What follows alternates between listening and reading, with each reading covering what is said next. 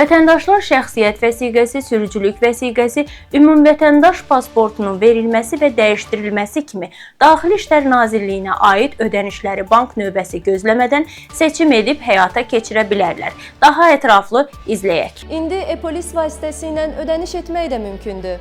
Əziz vətəndaşlar, şəxsiyyət və sürücülük vəsiqələrinin, ümumvətəndaş pasportlarının verilməsi və ya dəyişdirilməsi kimi Daxili İşlər Nazirliyinə aid olan dövlət rüsumlarının ödənilməsi üçün artıq banka getməyə, növbə gözləməyə ehtiyac yoxdur. Həm vaxta qənaət edəcəksiniz, həm də sadə prosedurlarla etmək istədiyiniz ödənişi rahatlıqla həyata keçirəcəksiniz. Bunun üçün mobil tətbiqə daxil olub, ödənişlər bölməsindən şəxsiyyət vəsiqəsi identifikasiya metodunu seçərək özünüz və ya başqa bir şəxs üçün ödəniş edə bilərsiniz. Digər şəxs üçün ödəniş edərkən həmin vətəndaşın şəxsiyyət vəsiqəsi məlumatlarını qeyd edib, müvafiq sənəd rüsumunun ödənişi üçün uyğun xidmət növünü seçməlisiniz.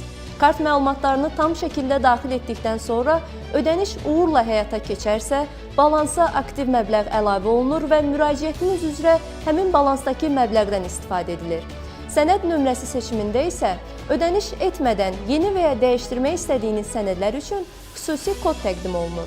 Həmin kodu sənəd nömrəsi hissəsinə əlavə edərək dövlət rüsumunu onlayn qaydada ödəyə bilərsiniz.